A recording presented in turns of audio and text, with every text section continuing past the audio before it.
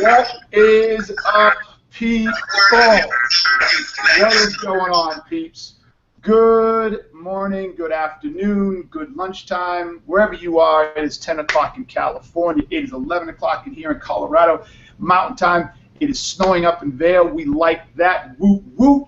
It is 12 o'clock for you people in the Midwest, you Chicago, Indiana, Missouri, Kansas folks. I don't know what you do there. Yeah.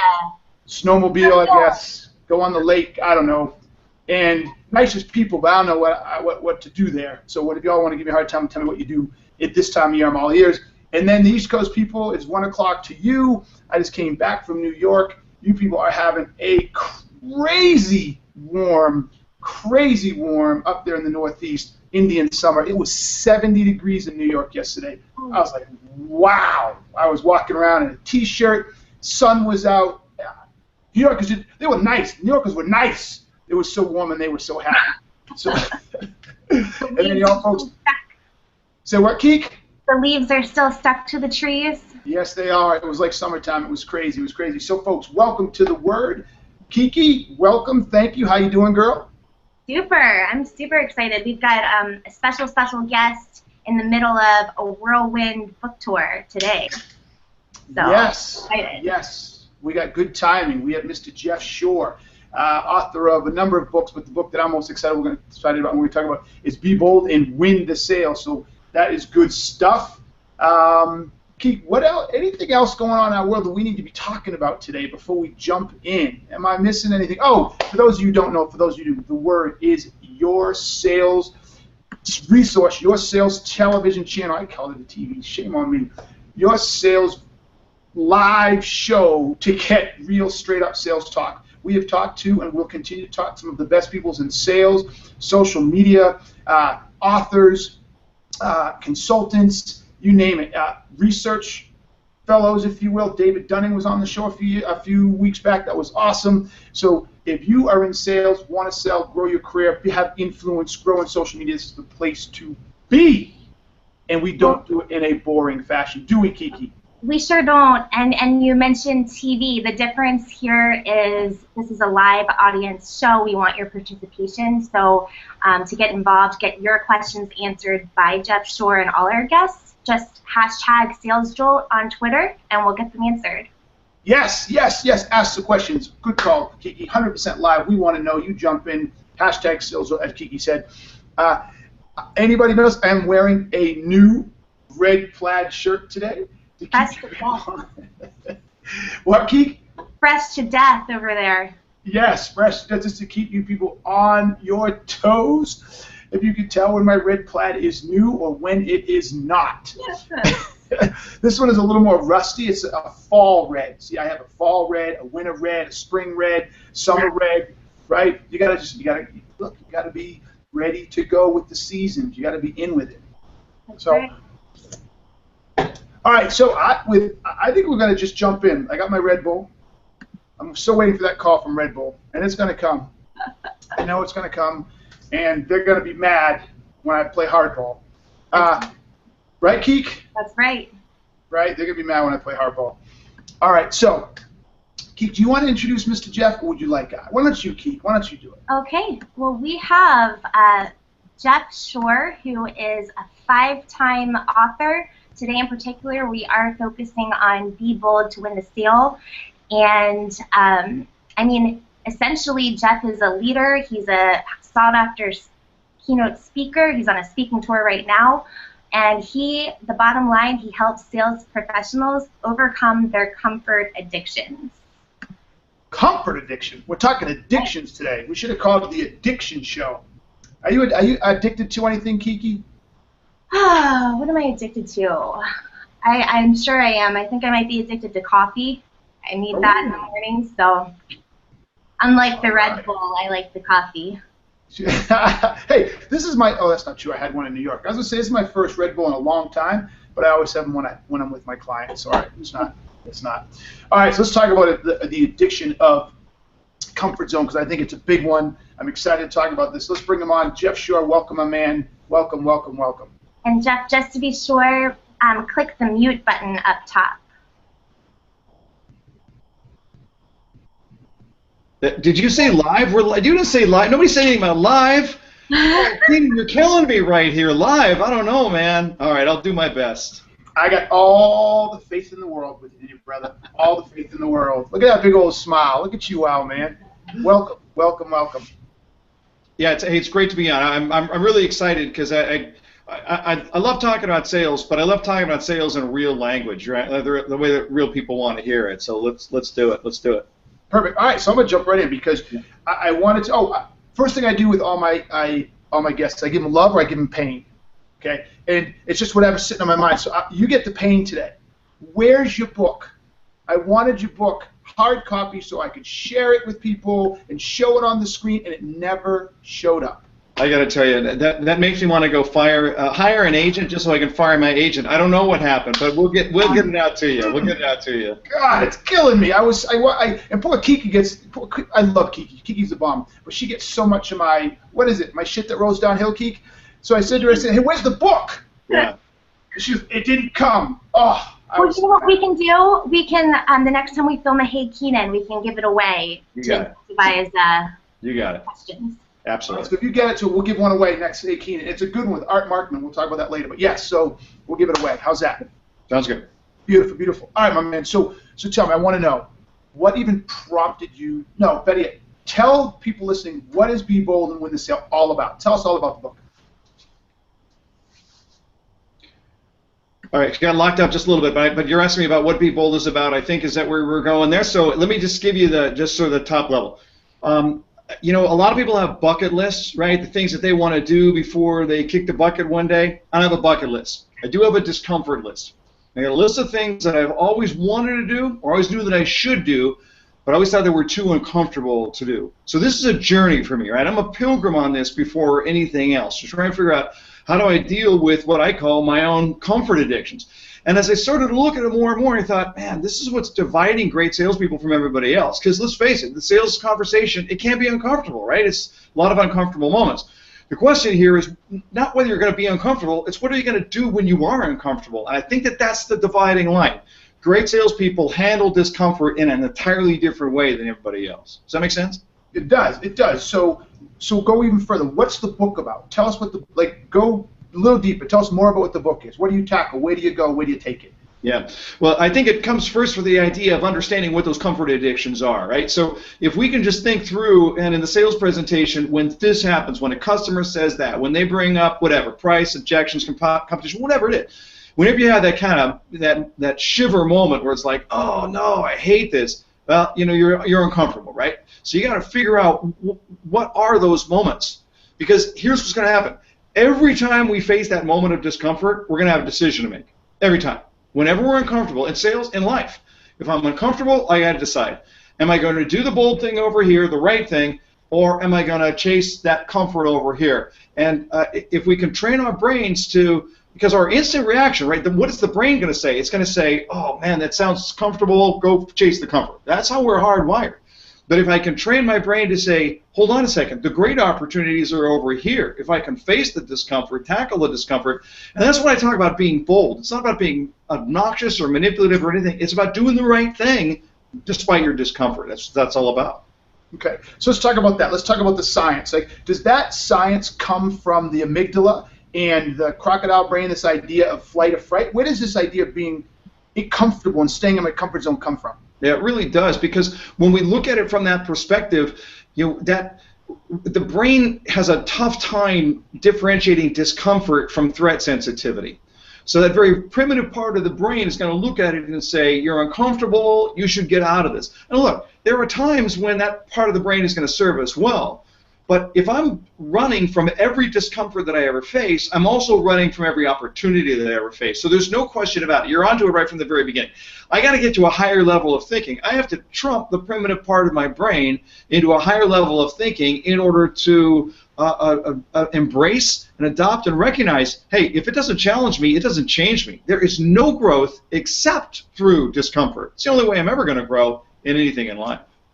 If it doesn't challenge me, it's not going to change me. Let's tweet that out, right, Keek? I like that. If it doesn't challenge me, it's not going to change me. So, all right. So we know there's a scientific reason for this. Yeah. Spend a little more time talking about this idea of the brain doesn't know if it's really something to be afraid of or not. So what I heard was the brain doesn't interpret it, right? So for those who don't know, and please correct me if I'm wrong, the amygdala is the stem of the brain, and it's the most primitive part of the brain. Yeah. It's the part that really tells you to fight or flight, and it drives a lot of your fears and your immediate reactions. It doesn't wait to process information. It just reacts. Did I get that right? That's exactly right. Just a little almond-sized gland at the base of the brain that really does. And hey, listen, it keeps us alive. It's okay, yeah. Right? It serves its purpose until it gets out of control. And you know, we can and must think at a higher order rather than responding to every influence that we have in our brain. But because that's going to pop into our brain, we are hardwired to chase comfort. We'll ask ourselves the question at any given time.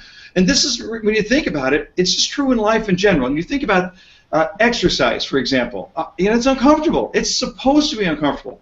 So I'm always faced with this decision because my brain is going to go, man, that sofa looks a lot more comfortable than that elliptical machine, right? That cheeseburger looks a lot more comfortable than that broccoli over there. So there's constantly that push and that pull and that battle. And if I respond to the moment, if I respond on the emotional side of my brain, then I'll just chase comfort all day long. We got to figure out how to respond on a higher level out of the logical side of our brain to ask ourselves what's in our best interest, and in sales, what's in our customer's best interest.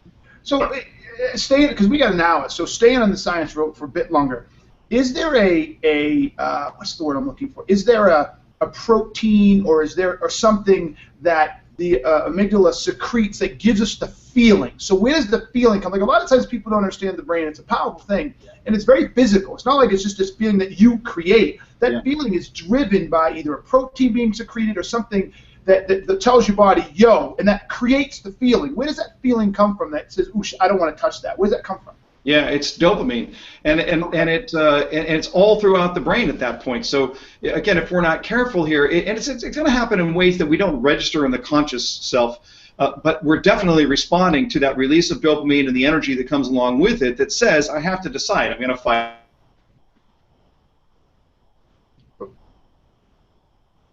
Action that's taking place. That again, in 10,000 years ago, it kept us alive.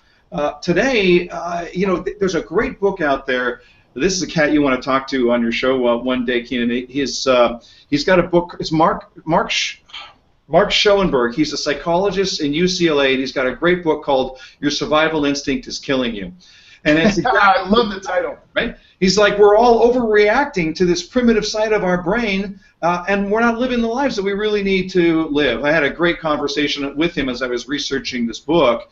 And yeah, there's definitely a lot of science that goes behind it, but there's also a lot of psychology that goes behind it. Because even when we think about it, that if you want to think about how I want to work on a higher level, now if I'm thinking about doing the right thing, doing the best thing for the customer, challenging myself, these things are all taking place in the prefrontal cortex. When I'm looking at the primitive part of my brain, that's the base of my skull.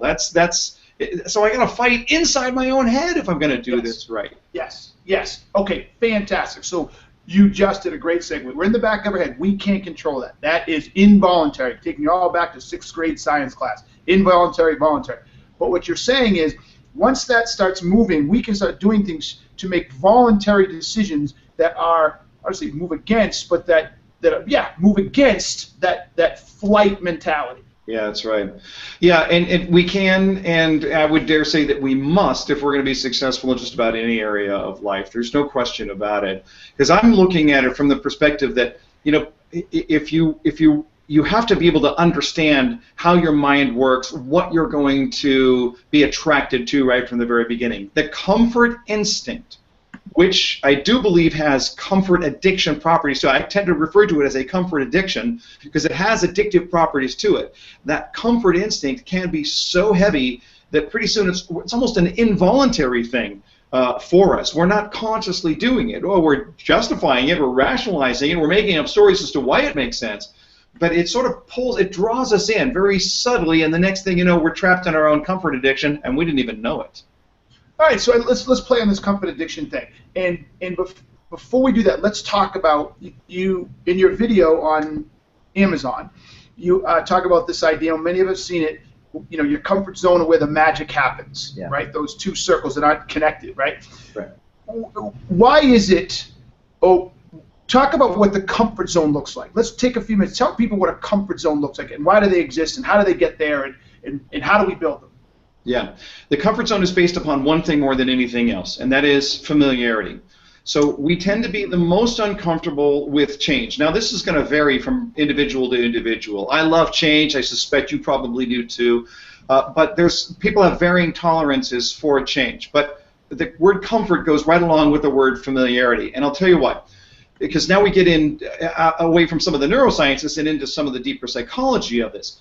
The brain has to work in two ways. It has to work in the concrete and it has to work in the abstract.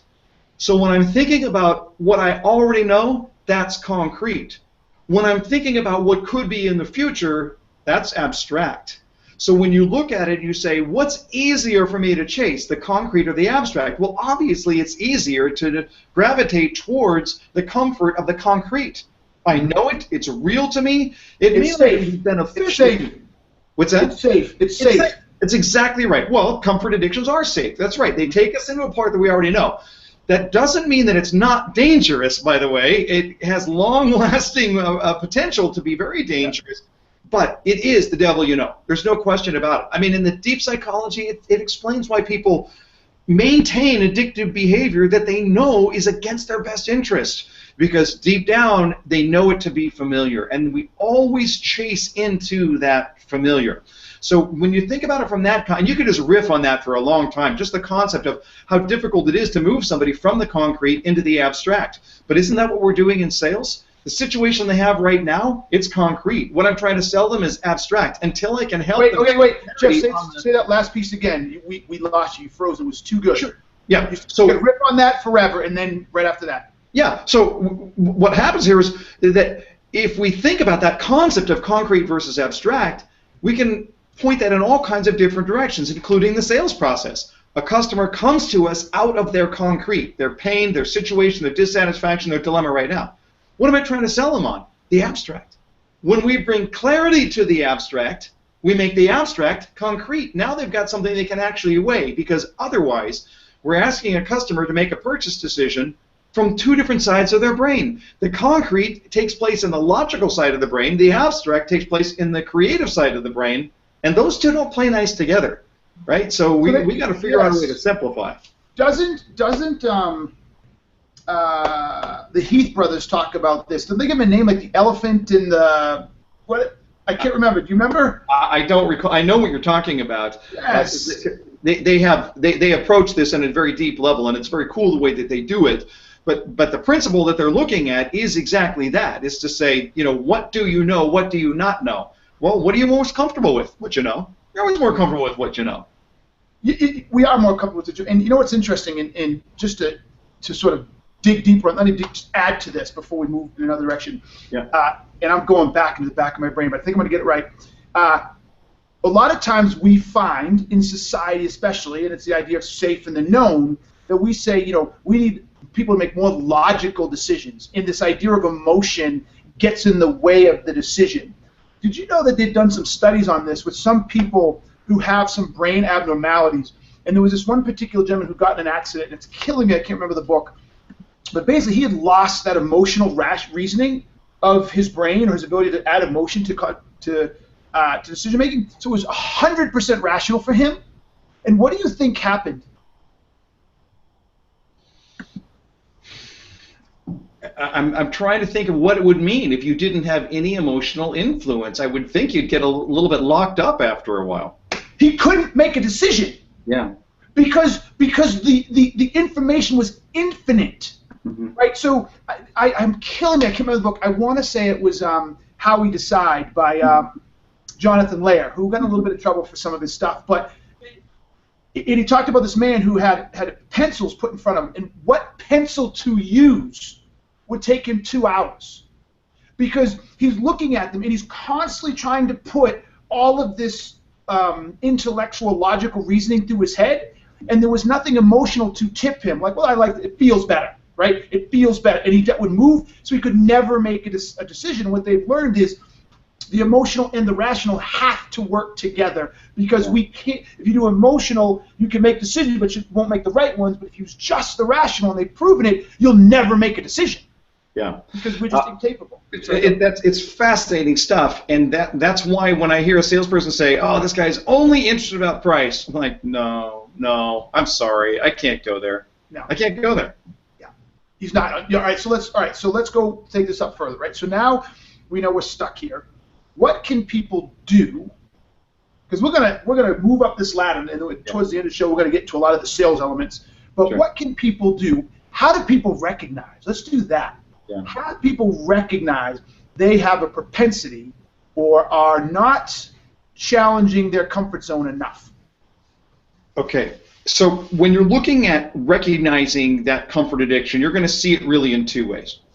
You're going to see it in the moment of discomfort.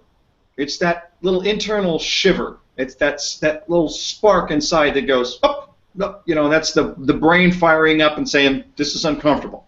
So if right now, my guess is that if you're a salesperson, you listen to this broadcast right now, you know what makes you uncomfortable. You know where your brain locks up. So if you can anticipate that in advance, that's the first. The second is you got to know the stories that you tell yourself. Because every time that you face that discomfort, you're going to have to make a decision. If you choose comfort over boldness, you have to justify it. You have to rationalize it. That's a story. You're going to have to tell yourself a story. Just take something really simple like procrastination, which is nothing more than a comfort addiction, right? We don't procrastinate over things we find really comfortable. We procrastinate over things that are uncomfortable. So what do? We defer what it is that we know we're supposed to do. We tell ourselves a story. The common story, I'll do it later.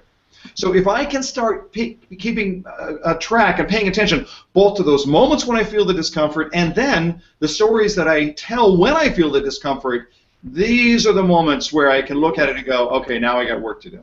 Ooh, that's good. That is good. The stories I tell dude, I have to tell a story to justify it. And I want to warn you right now, Keenan, I got pages of stories of my own that I've identified over the years, right? We all do it. We all do. Yeah. We all do. We all do. And well, I'll come there in a second. We all do. And here's the really interesting piece. Now, tell me if I'm wrong here. But not only do we have these stories, we will defend them to the hilt. And so when someone challenges on those stories, we then go on the attack. And I got dollars to donuts that relationships, work balance, boss to subordinate relationships, etc., just blow up in defense of the story. There's no doubt about it. I mean, look, your 16-year-old rolls her eyes at you when you ask her to do something, right? It's uncomfortable. What are you going to do? You're going to act on it? You're going to accept it? What are you going to do? If you're going to accept it, if you're just going to look at it and go, hey, look, I don't want to deal with this, so I'm going to walk away and just accept it. In your brain, you know that should be unacceptable behavior. Yes. So what do you got to do, right? Now you got to come up with a story. She's only 16. Yeah, exactly. She's 16. Exactly. She's 16. What are you gonna do? What are you gonna do? What are you gonna do? She had a bad day. It's late in the night. It's not worth it. It's just gonna lead to another fight. Yeah, that's right. These are all stories that they're gonna make up, and that we're gonna make up, and then we'll. You're right. We live and die by the story. Here's the problem there. In that particular example, think about this for a second. I often teach managers, and I can teach it to salespeople, but I often say this to managers. Your standards are not what you desire. Your standards are what you accept. Okay? So if you accept a behavior, that behavior becomes acceptable. Yes. As soon as I look at it, I say, my teenager just rolled their eyes at me and I walked away, I just accepted that behavior. Now, I'm not here to make a moral judgment as to whether you should or not. You're the parent. You got to decide how you're going to raise your kid. I'm just telling you, if you accept it, it's acceptable. And this is true with all of our comfort addictions. If I accept myself doing this, then that's now acceptable behavior. After a while, I don't think about it. It becomes normal to me. Ingrained. Conscious. Yes. Oh my gosh, this is the big nugget for me, the stories here, because the stories are whipping through my head at 100 miles an hour. My stories, the stories I hear from my employees. Hey, Kiki, would you say I'm pretty good at calling people out on their stories in our company? Absolutely. He's sharp. He sees right through anything. But I don't think I've ever had a word for it, Jeff. And what's interesting is I have learned that people like me, and I'm sure people like you, when we're on stage, or applauded because they've given us permission to challenge their stories, and they can do it in the moment. But working with people like me, or me as a coach or as a peer, look, I just don't accept the stories, and what happens is I become the bad guy. Do you find that you become the bad guy because you won't accept stories? Yeah, you know, I think this is one of the things that if you are in a position of influence, you are called sometimes to call it what it is. And Yes. I don't think you're a particularly effective leader if you're not changing behavior for the better, and you're not changing behavior for the better if you're accepting what would otherwise be unacceptable standards. That's why I say your standards are not what you desire, your standards are what you accept. If you accept the behavior just became acceptable. So I want to look at it from that perspective and recognize that those stories that we're going to tell ourselves, they become so normal. Just think about it. This is why I call it a comfort addiction, because it has that addictive property. It's just one drink. It's just one bite of dessert. It's just one of this. It's just whatever. And pretty soon, we don't even recognize it. The thing has come up and bitten us, and we weren't even paying attention. Oh my gosh, this is fantastic. All right, so now that we know, we have to be cognizant of two things. I'm going to just cite this back because I want the listeners to really hear this. First off, you have to be aware of that little fire, that little comfort feeling inside that's telling you it's uncomfortable. You have to be aware of it. And can I add to this, Jeff, that it's not telling you it's uncomfortable, but it's telling you uncomfortable, and it's in contradiction to your beliefs. Because sometimes it's uncomfortable, and it's in unison, right? It's in unison with my beliefs, so I shouldn't not listen to it. Does that make sense? That makes perfect sense. You're right on it. Absolutely. It's recognizing not the feeling that says, oh, this is uncomfortable. That's not the bad thing. This is uncomfortable, but it's inconsistent with my belief. I have to recognize that piece. And then the second piece is I have to recognize the story I'm telling that is allowing me to behave inconsistent with my belief. And recognize that story is coming after, but not before. I get the impression that people think the story came first. And that's why they can't do it. But the story is right? Am I getting this right? You're getting it absolutely right. But the issue here is that we had to make up the story once. If it worked, we'll use it over and over again. So the story itself becomes the rationalization for the comfort addiction. I remember once my wife Karen and I were going into a Chipotle. She's got I got my hand on the door, and we hear this woman's voice say, "Excuse me, do you have any money? I want to buy some food." Now, I don't know if that's uncomfortable to you, but it's uncomfortable to me. I don't dig that moment, and I'm typically the guy who's going to go, no, and walk away. So what do I have to do now? I got to tell myself a story, right? And what's my story? Oh, you're going to buy drugs. Yes. And I go, hey, you know what? And here's where it gets really juicy, right? Because I look at it and I go, oh, you're going to buy drugs. So by me not giving you money, you can't buy drugs, and the whole of society is better off because of what I just did. How great of a guy am I, right? These stories just get so juicy. Here's Karen, way bolder than I am in that situation. She goes, we're at a Chipotle. You want food? Come on in. I'll buy you food. This lady goes, oh, actually, it's for my kids. They're in a motel room up the street. And Karen says, no problem. We'll wrap it up to go. I'll get food for you and your kids. Come on in. And she says, oh, I wouldn't want it to get cold.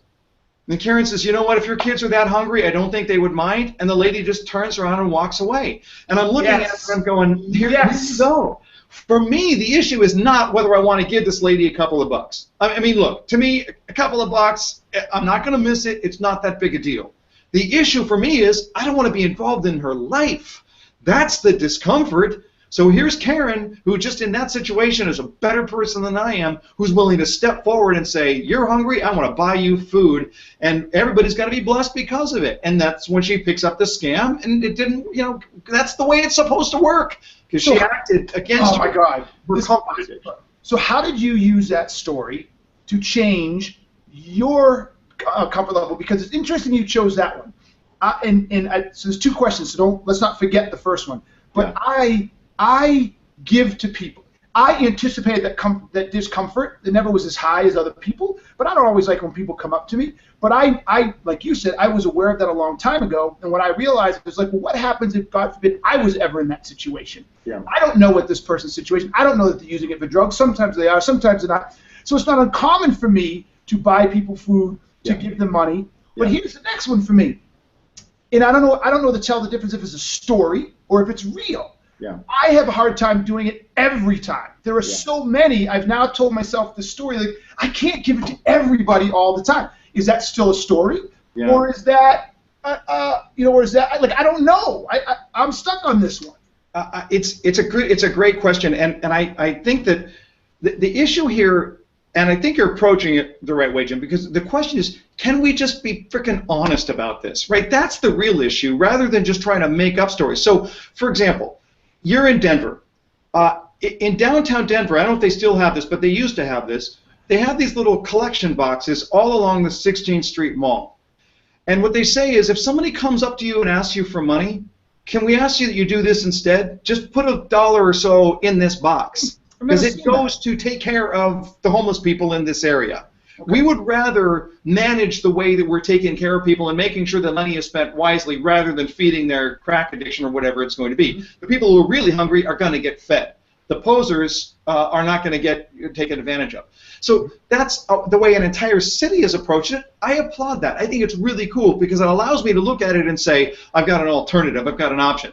The key here is not what's the right thing to do. The key is, are you being honest with yourself? Right? And I don't want to sit here and say, and now with every person who asks me for money, I gladly open it up. No, that's not the way I am.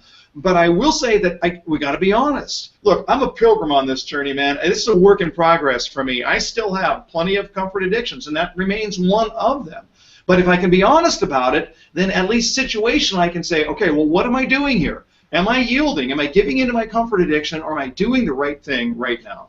Okay, so the next thought I had, this will take a little left turn, but it's always a freestyle. So I love the freestyle part of this. So then, could you not, or someone else not, when they realize they have a comfort addiction, can they not even be more proactive? Could you not take this and the experience with your wife and go read about the homeless? What percentage are actually giving crack, using it for drugs? What percentage are actually mentally ill, and they're not using it for drugs, but they're never going to ever get off the street, right?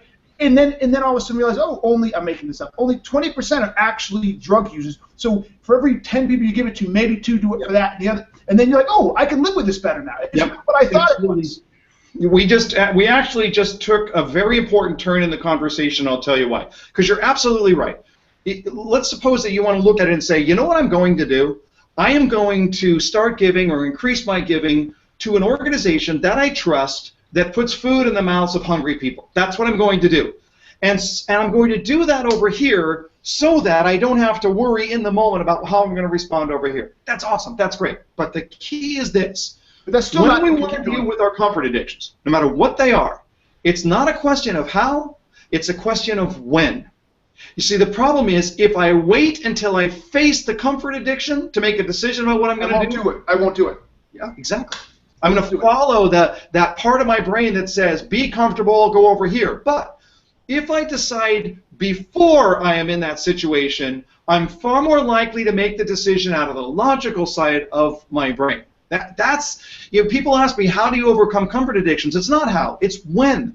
This is when I got deeply involved in the study of cognitive behavioral therapy, of thinking through how do I train the brain in advance of that situation. So you got an alcoholic who's sitting in a counselor's office. Counselor says, don't drink, it's bad for you. Alcoholic says, good, got it, you're right, I see the arrows my way, I'm not going to drink anymore. Guess what? What's the problem? There's no alcohol in that office.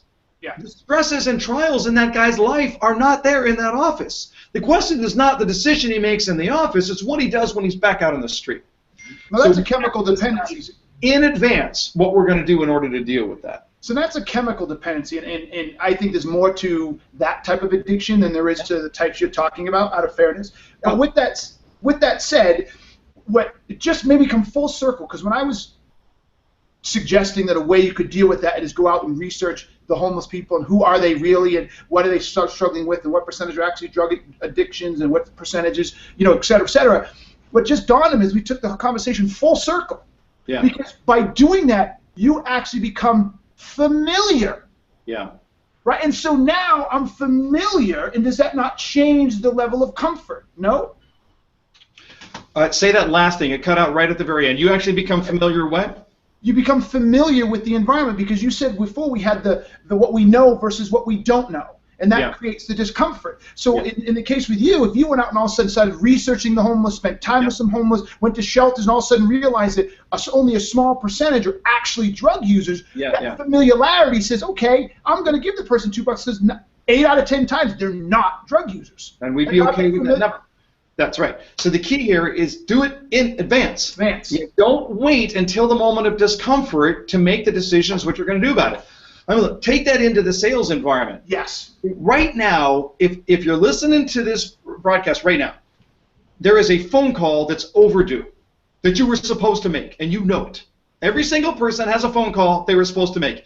Maybe it was to a customer, maybe it was to a client, maybe it's to your father, for crying out loud. But everybody's got a phone call that by now they were supposed to make. Why haven't they? Because I can guarantee you whatever call just popped into your brain, it's uncomfortable. So now I can look at it and say, when it's time to make that call, oh, it's time to make that call? I don't want to make that call. But if I can decide in advance that when it's time to make that call, I can decide not only that I'm going to do it, but I can even control how I'm going to feel when I do it. Now we get into some Viktor Frankl stuff, right? The last of the human freedoms, the ability to choose one's attitude in any given set of circumstances. And I can decide how I'm going to face that discomfort before I'm at the point of discomfort. That's what cognitive behavioral therapy is all about. So this is good. For those who don't know, Viktor Frankl was a prisoner in a Nazi war camp. He was, I believe, he was a psychiatrist or something as well. So real quickly, tell people who Viktor Frankl was and what made him so great. Yeah, he lost everything. He was he was Jewish, and he was in Germany, and he lost everything. Every member of his family was killed. He lost his practice, all of his possessions, and he was consigned to Auschwitz. And he used the opportunity to ask a question: who lives and who dies? And he was able to use that. I mean, you talk about just a big thinker when he can say, hey, who else is going to have the opportunity to study the fundamentals of how a person thinks like I am right here? And he came up with this concept that in between stimulus and response is choice, and that choice is always up to us. Everything else can be taken from man except the last of the human freedoms, the ability to choose one's attitude in any given set of circumstances. And it's absolutely beautiful, because when you look at it from that side, what does it say? It says if you have a comfort addiction, it is your choice. It's your choice to chase comfort. The beautiful part of it is your choice to live the bold life. Yeah, I love that. All right, so let's take this to sales, right? Where do you see this comfort zone, where the magic happens, stunting my growth as a salesperson, not stunting my growth as a salesperson? Where do you see that represent itself the most? In the sales process you're referring to? In the selling world in general. I just dropped the whole sales world on your lap. Where do you see it the most? Yeah, I see it the most in prospecting, in trying to go out and get new business.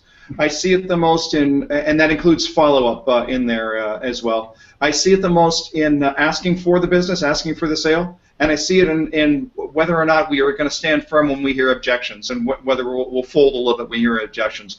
Those are the three areas, but I just want to say that that's a dangerous question, because it allows people to say, oh, I'm good in those three areas, so I must be fine. And I'm going to contend that everybody has comfort addictions. Oh, absolutely, everybody has. So if you thought I was going to let that question just sit up at 50,000 feet, you're smoking crack, right? Talking about addiction. So let's bring it down. So let's talk about the prospecting. Where do you see it in prospecting, and how does it represent itself the most?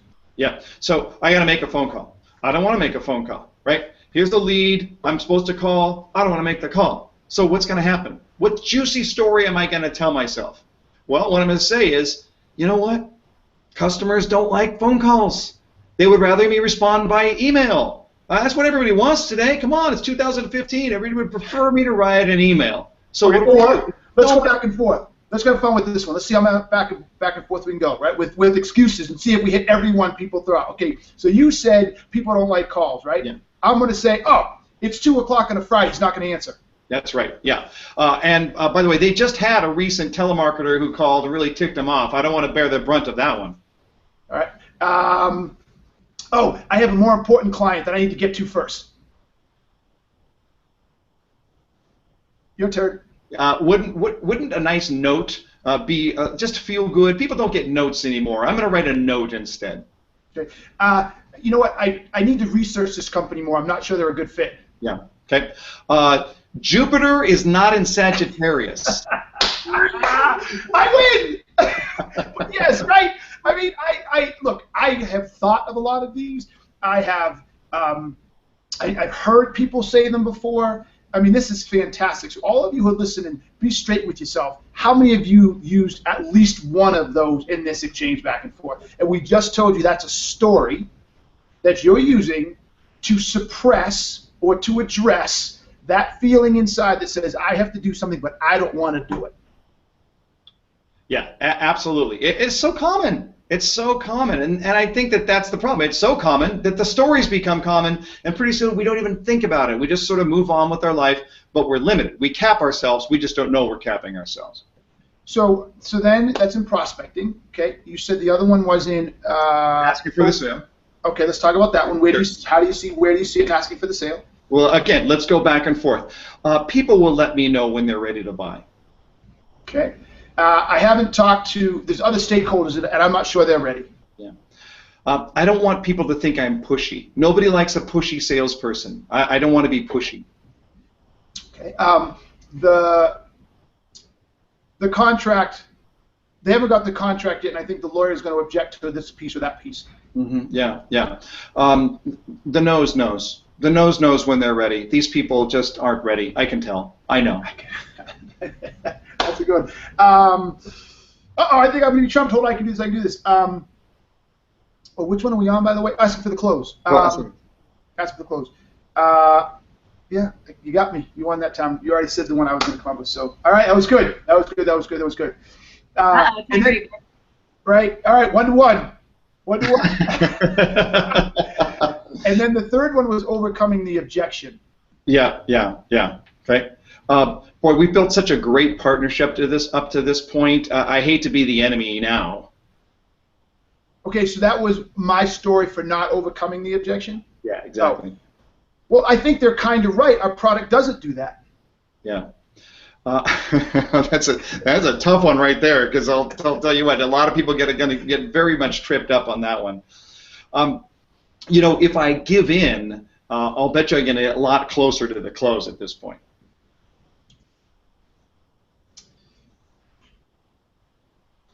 There are 2 or 3 other objections that were more important that I tried to focus on. Yeah. I know I've got leeway to say yes on this. So just in the best interest and service of my customer. Oh. All right. I'm going to piss him off if I keep pushing him. Jupiter is not in Sagittarius. I was like, if you have another one, I'm done. I was like, I'm struggling. We're good. But I think the point here is that it's not a particularly difficult exercise if you're asking yourself. If you actually have the comfort addiction, you know your stories. You already know your stories. You use them all the time. So but now, Jeff, this is the reason we did this. But Jeff, the reason we did this is you're giving people too much credit. Okay? They don't. They don't know their stories. That's why the biggest takeaway from me of this show is you've given a name.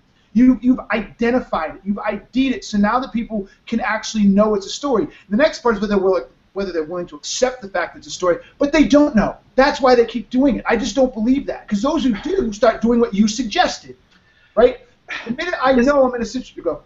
I guess if we look at it, we say we have to define the word no. I think that deep down they do know. It's just that they've trumped that story so many times that they don't even think about it. You're right. It does become subconscious after a time, but deep down, that's a story, and they know it's a story. And so what I try to do is, I feel like my calling is to call people on it, bring it to light, and say, I'm sorry, that's a story. That's a story.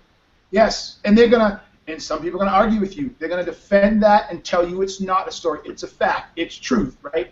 Yeah. So yes, and yes some more. All right, so what do the really good salespeople do in this world when it comes to selling that when they're bold? Let's flip it now. Let's talk about the bold. What did the bold do? Yeah.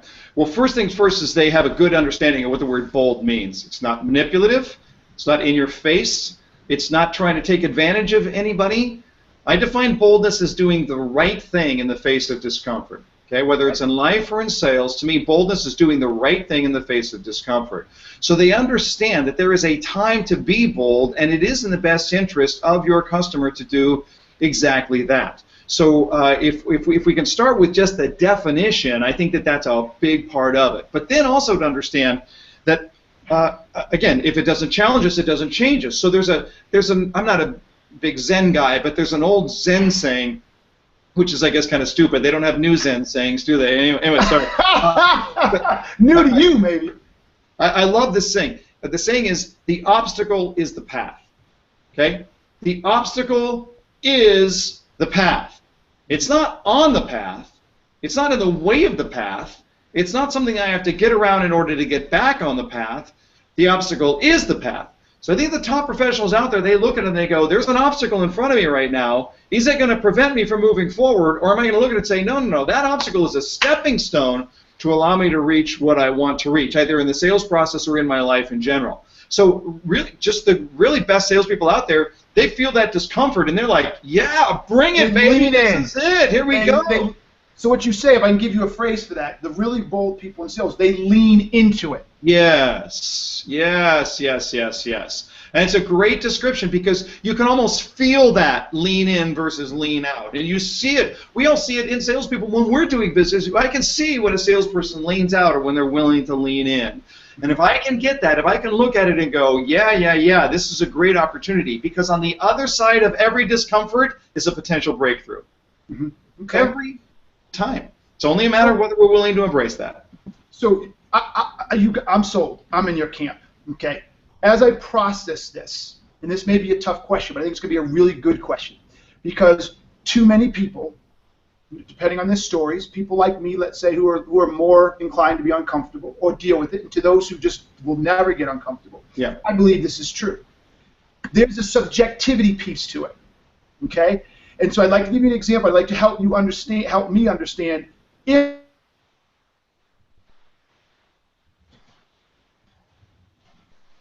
to do a certain trick in the terrain park on skis, right? One is to do a backflip, and the other is to do what's called a mute grab 360. I won't bore you with what that means, but it's contorting my body and spinning in a certain way, right? As I'm training for this, I am extremely, really struggling with the backflip, even into the mat, because I'm training indoors. I'm not just going out and doing this on the snow, right? I'm really working. And the fear, the discomfort, is if I fuck up and I land on my head and I can become paralyzed, right? My story is I'm a 47-year-old man with 3 kids. If I screw this up and I'm in a wheelchair, it wasn't worth it. But when I say that, I get really uncomfortable because I'm like, I can do this. People are doing it every day. You just have to practice more to do it. Where is the line between that's just stupid or no, you're telling yourself a story? Such a great question. That's such a great question. And I will preface this by saying that when we look at comfort addictions and our desire to be bold, we have to measure this out according to, I'm going to back up a little bit. I want you to think of boldness like a muscle group. Okay. If I've never lifted any weights, and I go out and I pick up 20 pounds in each hand, I'm going to go do curls, okay? 1, 2. That's uncomfortable. I'm going to stop, okay? If I stop right there, you can forget it. But I can tell you this, there's no way I could pick up 50 pounds in each hand and do a curl if I've never. So what does it mean? It means that we really want to start, if we want to be bold, don't think that I'm going to go out and go challenge the backflip on skis. Then I'm going to go have the conversation with a relative that's been overdue for 25 years. Don't go out there thinking that I want to challenge my nastiest. Well, boldness is a muscle group. And when we start small and we work up a little bit at a time, then we not only get ability and strength, but we get, most importantly, confidence, right? That's really one of the keys that we have to focus in on. So as that confidence grows, it allows me to take on more and more discomfort, and then I get stronger and stronger still. So there is this beautiful upward spiral that takes place when we're working on our discomfort. And I'm totally with you, because for me, one of the things on my discomfort list, I've been a hockey fan since I was like a little kid. Here I am, 53 years old. Last year at 52, I didn't know how to ice skate. Now I'm playing on a hockey team every Sunday night, right? I joined a learn to play hockey league. I'm like a little kid out there, but I have to tell you, I had to endure all kinds of pain and discomfort in learning how to fall and learning how to get up and learning just a little bit, but every time I did it, I got a little stronger and a little stronger and a little stronger. So if you're trying for the backflip, I mean, that's a huge issue. It really, really is. But you're working on it the right way because you're not just looking out there saying, now I know how to go up and jump. Great, I'll try a backflip. No, no, no. It would take somebody much stupider than you to give that a try. And they're out there, God bless them, but that's just not me. So if we can look at it and say, how do I build this little at a time? Because the confidence is the key piece. If I think I'm going to fail, I'm probably going to fail. Interesting. So what I interpreted from that is there really is no such thing as a real fear, right? So when I sit and I say, you know what, I'm just not going to do the backflip, and that's not a story. That is a story, right? As opposed to, no, that's a real fear and that's legitimate fear. You're 47. If you do screw it up, you got young kids. That was stupid. Or is that really a story? I don't think I'm tracking with you. I don't think I'm tracking on that one because look, there are times when I look and I go, this is uncomfortable and it's also stupid, right? I mean, I could look at it and I could say, you know what? I have always wanted to play in the National Hockey League, so I'm going to quit my job and work full time to try. Look, that would be bold. It would also be stupid, right? Okay. So there is a point where, yeah, I think we have to count the cost with anything we do. The question is, if you decide not to go for it, why? And if you have a perfect, like for example, bold as jumping out of an airplane, I have no desire to jump out of an airplane. It doesn't mean anything to me. I'm not making a statement by it. I'm not jumping out of an airplane, and I don't feel bad about it. Okay, so there would be no comfort there. That's right. I'm sorry, there'd be no discomfort. Well, there's no discomfort for me in not jumping out of an airplane. Okay, right? So yes, right? Yeah. So there's nothing, when you say I don't want to jump out of an airplane, there's nothing inside you that triggers and says, oh, hey, you're not being honest with yourself. Like when I say I don't do the backflip of the 360, yeah, it is because I want to do that. I've wanted to do it for years and I've never committed. So yeah, I have that, right? Okay, see, now that's different because I think we have that center that says, that nags at us and says, you should do this. You should do the backflip. You should. Oh, no. Oh. We just lost him, people. So stay with us. This is good conversation. That's the downside to doing these live on Google Hangout. Google Hangout, yes, this is your fault. Or maybe not. Maybe it's the internet. I got to be nice to Google Hangout because we use them. All right, so Kiki, while he dials back in, tell us what you've been getting at us and what you think. So something that came to my mind with the whole talking about the comfort zone and getting outside of your comfort zone, it really reminded me of something that you talk about a lot, just being in your current state and future state and having to kind of cross that threshold and have that be real in the customer and prospect's mind as well. Got it. All right, good stuff. He's back. Okay, Jeff, you're back. Thank you. Don't know what happened. Sorry about that. That's okay. So you're on a good tear. Keep going. Say it again. Well, I think the issue here that we were looking at is just when we're asking ourselves the question, what am I supposed to do? What is right? And I think that there's a moral center of us that will tell us what is right, whether it's to take the challenge of the backflip or heal this relationship or serve over here with this charity or whatever it is. I just know I'm at a point in my life where I'm going to look at it and say, I don't want to leave this planet without having fulfilled the mission that God put me here to do because I'm a comfort addict. I don't want to look at it and say I lived part of my life because I was too interested in chasing comfort in the rest of my life. Okay, I love that. So can I play student preaching back to the professor real quick? Can I play student? Sorry, can I play student back to the professor right now? Go for it. And I think it's a good way to segue towards the end. Yeah. What you just described, using words like the moral center or what I think I should do, etc. I believe, or what I'm interpreting as everything you're saying, is that is where the gray is.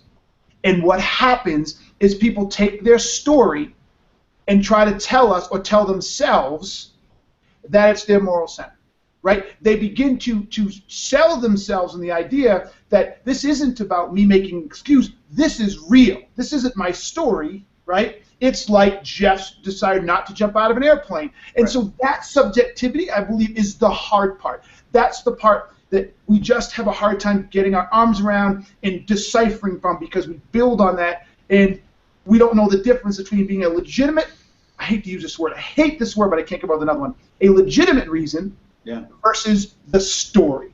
Yeah. And I think that is the nugget that we struggle with. I can't argue with that. Look, there are people that are listening to this right now, and maybe they're taking it out into a very serious challenge in their life. And they're going to look at it and they're going to say, how do I heal that fractured relationship? That would take a lot of boldness. And the story that they're telling themselves is, I had a really bad childhood where some things happened to me that should not happen to children. And you know what? That's legit, man. That stuff really does happen, and that leaves a big scar. And there are big issues that have to be dealt with here. So I don't want to look at it and say, oh yeah, Shore's got all the answers. No, as I said, I'm a pilgrim on this journey trying to figure it out. But I am saying that it requires honesty. It requires us to be honest with ourselves, and sometimes that means that, you know, I've got to go out and I've got to work with other people. I might need to shell out a few bucks to be able to sit down with somebody who can help me figure it out, or I need to go get some counseling, or just confide in somebody that I can open up with. But the idea here is be honest, to be honest, and if we're honest with ourselves, I think we'll find what we're looking for. And that may be uncomfortable in itself. Because now the result of being honest with ourselves shifts the blame from victim to personal accountability. Yes. So now I haven't made my quota, not because of everybody else, but because of me. Now I haven't got the promotion, not because of everybody else, but because of me. Now I am overweight, and not because of everybody else, but because of me. Because that honesty then forces me to see, where have I been too comfortable? Mm-hmm. Where have I created my stories to support my place here, which is inconsistent with where I want to be or what I would, because that's what the stories do. I have a feeling, an urge to do something. The story says, oh, that's uncomfortable, don't do it. Here's my story, not doing it. And so it creates a gap. And the bigger that gap gets, the more of a victim I become. And if I don't own it, then it's not my fault. Yeah, yeah. Is that did I get that right? Yeah, I think you did. Maybe that's why we go back to the idea that we were not meant to live this life alone. We're meant to surround ourselves with people who are going to call it what it is. They're going to challenge us. They're going to support us when they need to. They're going to be encouraging when it's important. They're also going to be in your face when you need that too. Because you're right. This is very difficult at times to be able to self-analyze. I can just say that when you are willing to be honest, then the world opens up. And I want to just encourage everybody on this here, Jim. The last 5 years for me, as I've been systematically eliminating my comfort addictions, have they been the best 5 years of my life. I mean, opportunities are opening up everywhere, simply because if it's uncomfortable, I'm like, cool, bring it. What do we do? Lean in. Lean in. Lean in. And for those of you who don't know, Jeff is not bullshitting, because when he came on before we went live, he said, Jim, oh my God, it's been forever. I'm waiting for the shoe to drop. I mean, things are going so good, he doesn't think it could stay good this long. So he's speaking the gospel and the truth. So I love it. I love it. So the last thing I want to go before we end, because I think you brought up something good, is who you surround yourself with. I think, and you didn't say this, but again, I'm going to postulate, and as the expert, you tell me if I'm wrong. I think another way we can determine the stories we tell ourselves is ask ourselves, who do we hang around with? So if we're hanging around with people with a lot of similar stories, or we're hanging with people who aren't quite as successful or aren't living the lives that we admire or respect, I like to say I like to hang out with people who are 2 or 3 notches above me. I like to be the slowest guy on the team. I like to be the dumbest guy on the team. I like to be the least impressive guy on the team, because that means I only got one way to go. If I'm hanging with them, I got to pull up. Yeah. Do you agree with that? That if we look around the people in our lives... I just heard this recently. Somebody said, if you're the smartest guy in the room, go find a new room. And that's really, really good advice, because it's not doing you any favors, right? It's not helping you out. Yeah, I think this, too, speaks to the comfort addiction, because it's most comfortable to spend time with people who will affirm, who will agree, who will just sort of pad our cushy existence, but we get the most out of people who will challenge, who will ask us the tough questions, who will hold us accountable to being the best person that we can be. So yeah, look, even evaluate, who am I spending time with? Who will really challenge me? And again, as a pilgrim on this journey, there are times when I go to pick up the phone, I'm like, does this person really want to talk to me? Can I really make this phone call? I still deal with it. But I also know that every time I do it, by the time I'm done, dang it, I'm a better person because of it. Holla, holla, holla. So all you people listen, I know first timers, you get it. That's what I love about this show. So people, if you listen to this show, that means you're getting somewhere, because that's all I do is challenge you, call you out. If you don't like my swearing, go fuck yourself, and ask yourself why you don't like my swearing, right? So lean in to people who are bigger than better. If you can't surround yourself with them in your real life, there are people all over the internet. Jeff Shore, Gary Vaynerchuk, myself.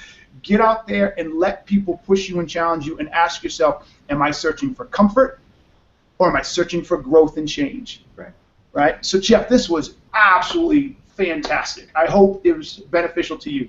I loved it. That was really a lot of fun. You're a good guy, Jim. Thanks. Thank you very much, man. I much appreciate it. All right, so Kiki, any what do we got? Do we get any? What's the word? I cannot speak. I better not be coming out with Alzheimer's. I forget everything all the time. All the time, I'm forgetting stuff. Any housekeeping? Anything we need to talk about as we close this up?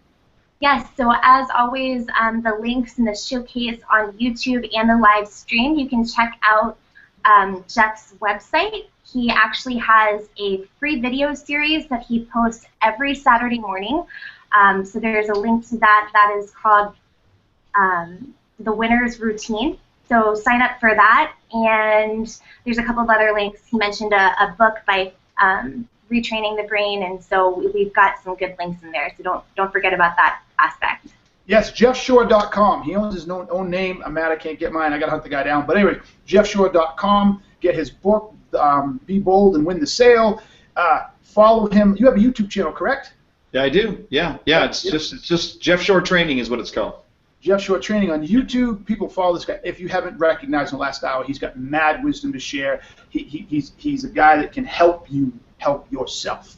So next week we have God, the guests are just getting, oh my God. We have Art Markman, do we not, Kiki? We do. Art Markman, he is the author of Smart Thinking, and we're going to talk about, just carrying on from this in many ways, about thinking and how we go about solving problems. Listen, guys, in my book coming out, I talk about this. The world is demanding thinkers. Demanding thinkers. In the industrial age, they demanded workers, people that could do rote things over and over, do them well, pay attention and follow instruction.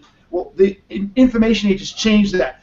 People and companies don't want non-thinkers and workers. They want thinkers, and you have to ask yourself, how do I process? How do I think? How do I solve problems? And Art is a genius in that, so you do not want to miss this 2 weeks from today. Anything else, Keek? Other than that, if you don't want to watch the whole video, there's a link to the iTunes podcast to subscribe there too if you don't always have time to log in for the real thing. And you can just do that while you're grocery shopping, in your car, whatever you do. Yeah, it's true. The podcast is blowing up. I'm surprised how fast this subscriber base is growing. So thank you to all the podcast subscribers. Thank you to all of you who listen. It has not gone unnoticed. We're doing something good here, and I thank you for being a part of it. Jeff, thank you. If you want to hang on when we wrap up, we'll talk when this is over. Kiki, I think if you're good to go, I think I'm good to go. Are we good? All right, I'm ready. To all my people, hey, peace. I'm out. So just chill till the next episode.